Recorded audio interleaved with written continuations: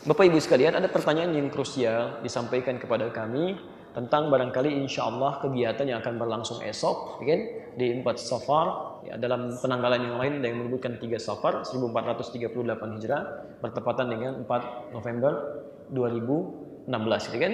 Insya Allah besok ada satu kegiatan yang akan berlangsung di pusat Indonesia, gitu kan? Di Jakarta, di ibu kota, di sekitaran Istiqlal. Yang ada kegiatan apa besok itu? Wah, kegiatan sholat Jumat di Masjid Istiqlal, ya? Sholat Jumat di Masjid Istiqlal. Enggak, kenapa langsung ke situ? Kan tidak. Ada kegiatan sholat Jumat di Masjid Istiqlal, hanya ada rencana setelah menunaikan sholat Jumat untuk melakukan kegiatan lain yang sedang marak sedang dibincangkan, yaitu kegiatan demo. Itu bahasa Anda. Ya, demo itu bahasa Anda, gitu kan? Kalau kita lihat di Kamus Besar Bahasa Indonesia, demo itu kan artinya protes yang dilayangkan dengan jumlah yang banyak. Ya, kalau bahasa singkatnya unjuk rasa, gitu kan? Biasanya begitu. Jadi menyampaikan satu aspirasi tentang terkait protes tertentu dengan massa yang cukup banyak. Saya lebih melihat bukan demo sungguhnya, ya. Yang dimintakan itu syiar. Beda antara demo dengan syiar, itu lain. Harus Anda bedakan. Karena persoalan yang dibahas besok itu bukan sekedar persoalan demonstrasi, bukan. Itu ada syiar di situ. Apa itu syiar? Ini dulu pelan-pelan. Apa itu syiar? Saya mau turunkan dulu ini supaya jelas nanti apa yang harus dilakukan, benar yang dikerjakan, termasuk barangkali ada yang tidak berangkat, ada yang berangkat. Ini yang harus Anda tekankan di sini. Teman-teman sekalian, dalam istilah syariat ada yang disebut dengan syiar. Syiarun. Ya, syiarun. Shin besar. Syiar. Ada sin kecil, ada sin besar. Ya. Kalau sin besar itu titiknya berapa? 3, ya. Sinnya besar, jadi saya perbesar, ya. Bisa. Ini sin besar. Sin kecil kan begini, ya. Nah. Syiar. Seakar dengan kata syu'ur. Syu'ur. Asalnya begini, dari kata sya'ara yash'ur. Syu'ur. Ya. Dari kata sya'ara yash'ur.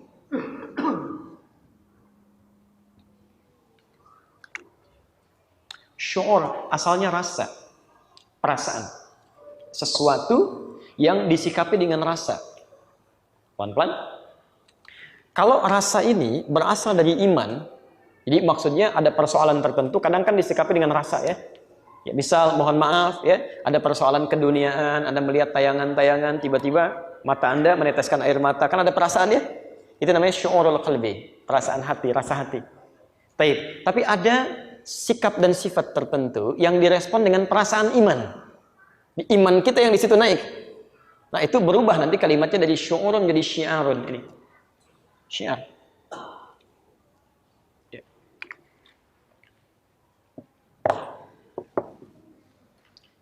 Kalau dalam bahasa istilah, syiar itu adalah nilai rasa untuk menjaga dan meningkatkan nilai-nilai keislaman, ya, rasa untuk menjaga dan meningkatkan nilai-nilai keislaman sebagai pertanda kekuatan iman. Sebagai pertanda kekuatan iman. Tempatnya disebut dengan masy'ar, jamaknya disebut masyair. Masjid ini tempat syiar, tempat syiar. Jadi kalau Anda ke masjid menunjukkan kekuatan iman Anda tinggi, kuat. Karena saat Anda ke masjid itu ada getaran iman dalam jiwa Anda, kan? Syiar. Jadi getarannya disebut dengan syiar. Tempatnya disebut dengan apa? Masy'ar, jamaknya masyair. Misal, ibu berhijab itu syiar. Syiar. Ya. Karena hijab itu menandakan kekuatan iman Anda. Anda ingin menjaga nilai-nilai syariat. Makanya Anda pakaikan itu. Ya, Anda hijabkan pada diri Anda. Itu syiar. Jadi bukan hanya mengikuti tuntunan syariat, tidak, tapi ada kesan untuk menjaga nilai-nilai ketentuan kita. Ingin menunjukkan bahwa saya penjaga syariatnya. Itu menunjukkan kekuatan iman. Jelas sampai sini? Saya sarankan kepada saudari-saudari saya yang muslimah, dimanapun Anda berada, jangan sampai menunggu Anda dikafani baru berhijab. Jangan bikin malaikat bingung. Begitu meninggal dunia, kafannya pakai hijab. Kamu pakai hijab sekarang, kemarin enggak. Hidup nggak pakai hijab, begitu meninggal dihijabin. Bukankah saat meninggal kain kafan perempuan ada hijabnya? Silahkan cek. Jadi tolong latihan dulu, ya. Jangan sampai meninggal baru pakai hijab, saat hidup tidak pakai hijab. Kan ada kerudungannya itu kan? Beda dengan laki-laki. Jadi hati-hati, jangan bikin malaikat bingung lah gitu kan. Begitu meninggal, kamu yang mana ini? Kemarin nggak pakai hijab, sekarang pakai hijab. Hati-hati ya dalam tanda petik ya, jangan diartikan berbeda macam-macam. Nah, saya kembalikan dulu. Jadi itu syiar. Ya, melihara janggut bagi seorang laki-laki yang berjanggut, ingat itu bagian dari syiar. Gak apa-apa gitu kan? Untuk syiar mengikuti tuntunan Rasulnya. Ingat bukan menumbuhkan janggut, tapi merawat janggut. Jadi kalau Anda berjanggut bisa rawat dengan rapi, dengan baik sehingga tampil indah, itu ketentuan Nabi. Tapi kalau Anda nggak berjanggut, gak usah maksa tumbuh janggut. Ya, Anda beli arang, beli obat, gosok-gosok begini itu nggak usah gitu kan? Ya, cukup dengan syiar yang tadi yang baik. Nah sekarang, kapan syiar ini dimunculkan? Ada yang terkait dengan persoalan ibadah. Hati-hati persoalan ibadah. Misal panggilan salat, adzan dari masjid, Anda datang, gitu kan? Ada yang terkait dengan, ini yang paling penting. Ada yang terkait dengan panggilan ad-difa'u 'anil iman. Ya. Panggilan terhadap pembelaan nilai-nilai Islam. Ya. Jadi kalau yang pertama aspeknya positif, dalam arti masalah-masalah yang baik. Yang kedua, ketika muncul persoalan yang diduga negatif sifatnya, ya. Anda mesti punya rasa di sini. Ya. Dalam bahasa Nabi, man ra'a minkum munkaran. Kalau terjadi sesuatu kemungkaran, sesuatu yang tidak benar, kemungkarannya terkait dengan agama kita khususnya. Ya. Misal, itu Anda harus punya rasa, itu menunjukkan rasa imannya. Kalau nggak ada rasa, iman Anda bermasalah itu. Ada masjid dihancurkan oleh orang, dilempari gitu kan sampai hancur. Anda nggak punya perasaan. Masjid, biarin aja lah lewat. Itu menunjukkan iman Anda bermasalah. Kata Nabi paling minimal, Anda punya perasaan tidak suka dalam jiwanya. Itu menunjukkan imannya masih ada. Udah sampai sini? Anda lihat teman-teman kita, saudara kita di Palestina, ada yang dibom, ada yang dibunuh macam-macam. Minimal Anda punya perasaan, ya Allah. Ya Allah, gitu kan. Kalau Anda bisa bela dengan kekuatan Anda, itu bagus. Dengan harta Anda, itu baik. Atau minimal Anda berdoa. Ini tenaga nggak ada, harta nggak ada, doa nggak punya, ngecam lagi. Anda ini siapa sih sebenarnya?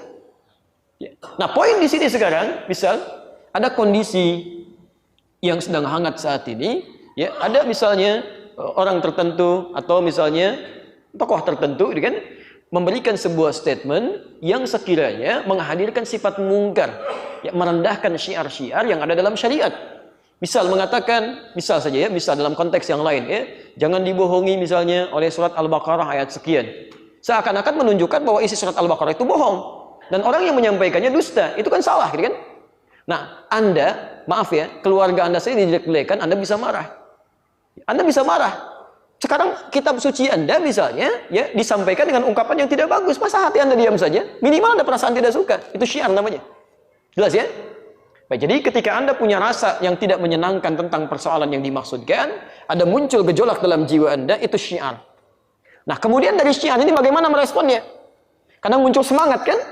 Semangat ingin membela gitu kan? Nah, semangat yang muncul untuk membela syiar Anda, itu yang disebut dengan ghirah. Jadi ada syiar, ada ghirah. Ya. Jadi pertama, ada rasa memiliki terhadap nilai syariat. Ya. Jadi kalau Anda misalnya cuma diam aja, diam, gitu kan? Nggak ada doa, nggak ada perasaan, nggak suka, maka ini imannya bermasalah. Ya. Apalagi kalau langsung keluar di lisan misalnya, oh itu tidak benar, ini maksudnya begini, sudah tahu salah. Yang menyatakannya mengaku salah, terus Anda bela-bela, Anda siapa sih sebetulnya?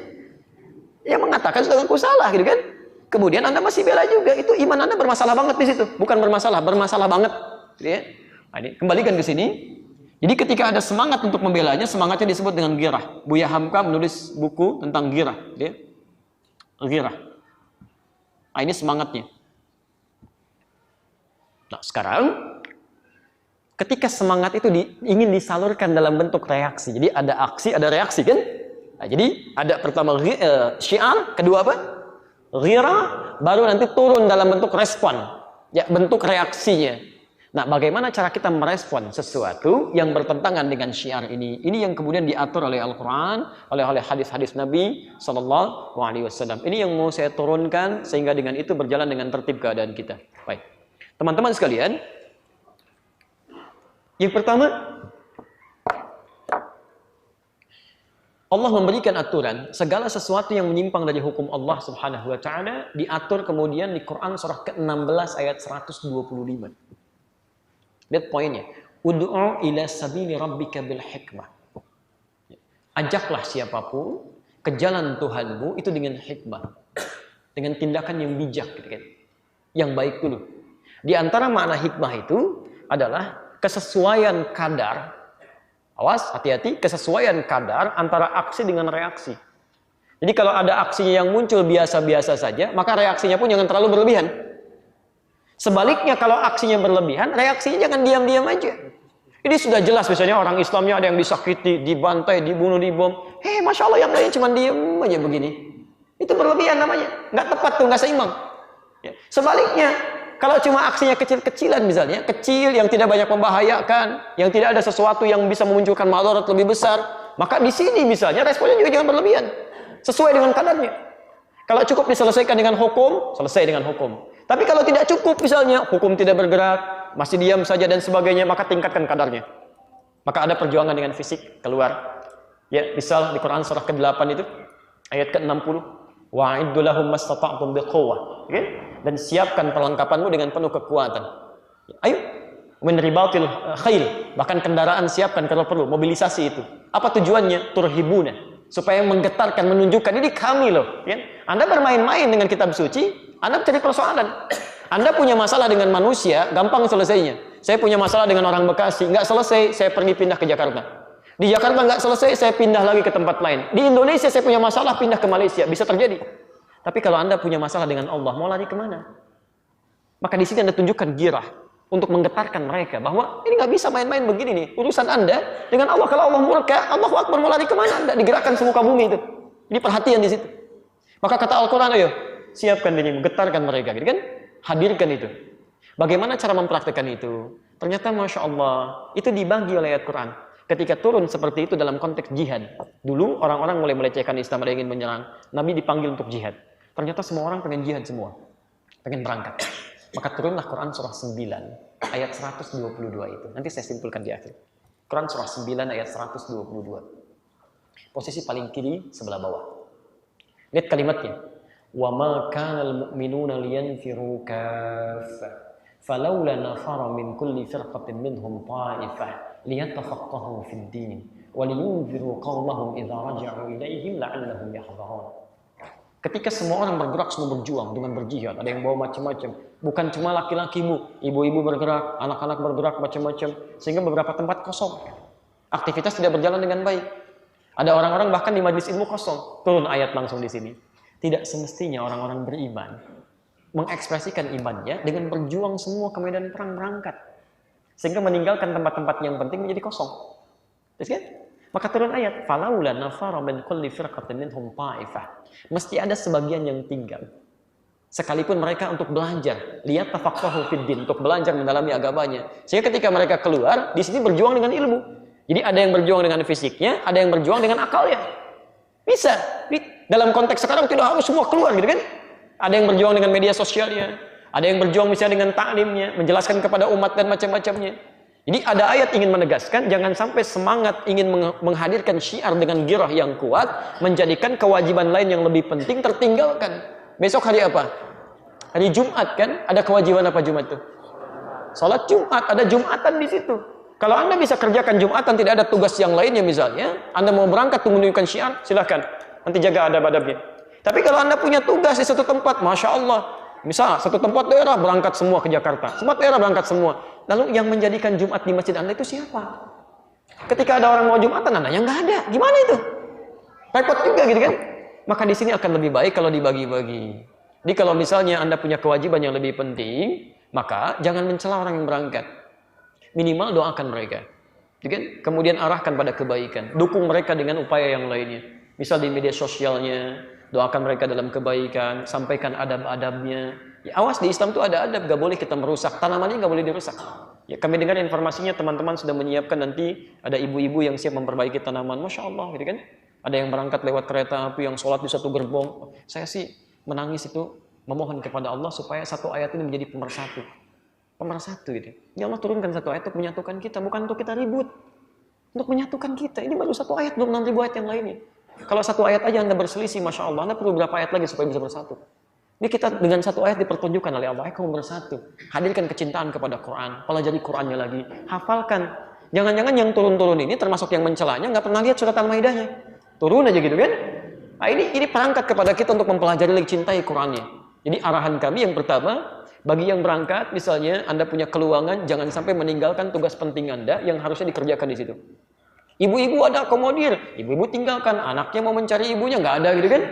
Hati-hati, jangan sampai ibu itu mau ke masjid aja untuk sholat, Sepanjang ada kepentingan di rumah, kata Nabi tidak dibenarkan. Ya, kerjakan dulu di rumah dan nilainya sama dengan orang yang ke masjid. Ya, bahkan dalam konteks jihad pernah ada Bu, Pak, orang berangkat langsung, berangkat aja begitu. Ibunya nyari sampai nangis ibunya. Dilaporkan kemudian kepada Nabi. Terjadi peristiwa begini itu ada di Al-Adabul Mufrad. Ya, kalau Anda mengaji kitab Al-Bukhari, nama Al-Adabul Mufrad kan, Anda bisa lihat di situ di antara hadisnya di awal-awal pembahasan, ada seorang anak berangkat, tiba-tiba ibunya nangis. Diadukan pada Nabi, dipanggil anak itu. Kata Nabi, pergi kembali ke ibumu, buat beliau tertawa seperti engkau membuatnya menangis. Jadi jangan sampai juga ada yang berangkat gak izin gitu kan, gak ngasih tahu keluarga, tiba-tiba berangkat aja kan, besok-besok sampai di media, assalamualaikum, assalamualaikum, gitu kan, masya Allah, ibunya bingung, ini kok anak saya ada di situ, gitu kan? Jadi atur adabnya dengan baik, siapkan adabnya, kemudian mohon kita semua. Jadi yang berangkat kita doakan, malam ini kan malam Jumat bagus, bangun tahajud, setelah berdoa dulu sama Allah, ya Allah, berikan kedamaian di negeri kami, ya Allah, berikan petunjuk kebaikan pada pemimpin kami, selamatkan saudara-saudara kami yang akan menunjukkan syiar esok hari, jaga adab mereka ya Allah, jauhkan mereka dari orang-orang yang menyusup kepada keburukan di situ, satukan kami ya Allah dengan seluruh perangkatnya, dari pemerintahannya, stakeholdernya, militernya, semuanya supaya ada dalam rahmat-Mu. Kita berdoa dorong itu. Ya. Nah, yang ikut besok pun untuk menunjukkan syiar, jangan mencela yang tidak berangkat. Awas, tidak ada semangat jihad, baru gitu aja nggak berangkat. Bukan kami nggak berangkat, Anda yang tidak paham. Ya, jadi jangan berangkat membawa persoalan juga. Bagi yang berangkat, sokong. Baik, kami berangkat dulu ya. Kalian berjuang dengan yang lain.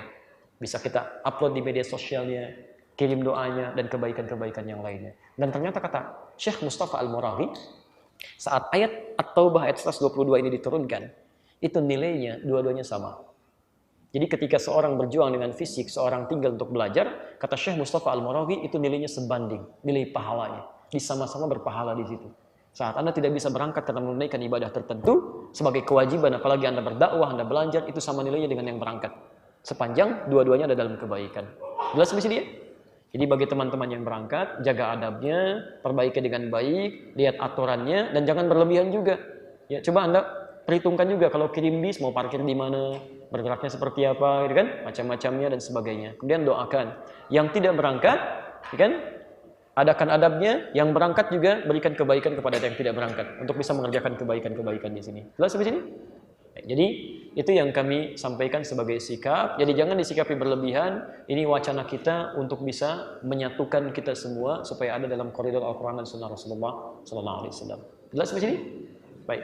Kalau sudah jelas, saya tidak ingin lagi ada manusia-manusia men sana in corpore sano, ya. Baik. Keterangannya ke sana, pemahamannya ke sono, ya, sehingga tidak ketemu, ya, di sini. Baik. Jadi silahkan siapkan kebaikan, apa yang bisa kami berikan itu insya Allah kita maksimalkan, dan mudah-mudahan dengan itu kita semua bersatu dalam kebaikan-kebaikan. Dan tidak cukup dengan amin, tapi praktekkan dulu ya, praktekkan, besok siapkan dan aplikasikan dalam kebaikan yang kita harapkan. Baik, kami sampaikan informasi bahwa insya Allah untuk pekan berikutnya seperti biasa kita masih ada sesi, tapi nanti dalam pertengahan kami mohon izin karena harus ke Saudi. Nanti ada waktu yang bisa disesuaikan, Anda bisa cek kembali jadwal yang untuk berlangsung itu. Itu satu. Yang kedua, seperti tadi kami sampaikan, ada buku yang sifatnya terbatas ya, yang menyoal hadis populer, itu barangkali bisa ada manfaat yang bisa Anda dapatkan, dan dulu pernah di-stuck. Jadi bagi yang pernah memiliki, barangkali itu sama isinya, cuma ada sedikit perubahan saja. Jadi tidak terlalu berlebihan karena itu sifatnya terbatas gitu kan. Baik. Dan yang terakhir, Bapak Ibu sekalian, saya bermohon sebesar-besarnya, mulai hari ini, saya mohon mulai hari ini, perbaiki keadaan diri kita dan keluarga untuk meningkatkan amal soleh. Ya, karena masa sekarang ini tantangan semakin berat ya, semakin berat. Karena itu bermohonlah kepada Allah supaya dilindungi oleh Allah Subhanahu wa taala dari fitnah-fitnah yang buruk dan dijaga oleh Allah supaya bisa bertahan dalam kebaikan sampai kita diwafatkan oleh Allah Subhanahu wa taala. Kami kira itu yang disampaikan. Jika ada benar dari Allah dan Rasulnya, kalau salah itu mutlak kesalahan saya, mohon saya dimaafkan. Dan kalau ada yang bertanya, apakah Ustaz besok berangkat atau tidak? Saya ingin sampaikan, saya punya jadwal khutbah dan punya kewajiban untuk mengajar. Kalau Anda bisa menggantikan saya khutbah dan bisa mengajar, insya Allah saya bergabung. Tapi karena Anda belum bisa menggantikan, ya saya harus bisa memenuhi amanat. Ya. Jadi kita bagi-bagi tugas dalam kebaikan itu. Baik, kalau ada yang mau menggantikan, boleh daftar sekarang ya. Nanti setelah ini saya berikan keputusan. Baik. Terima kasih teman-teman sekalian. Subhanakallahumma bihamdika asyhadu an la ilaha illa anta astaghfiruka wa atubu ilaik. Wa akhiru da'wana alhamdulillahirabbil alamin. Assalamualaikum warahmatullahi wabarakatuh.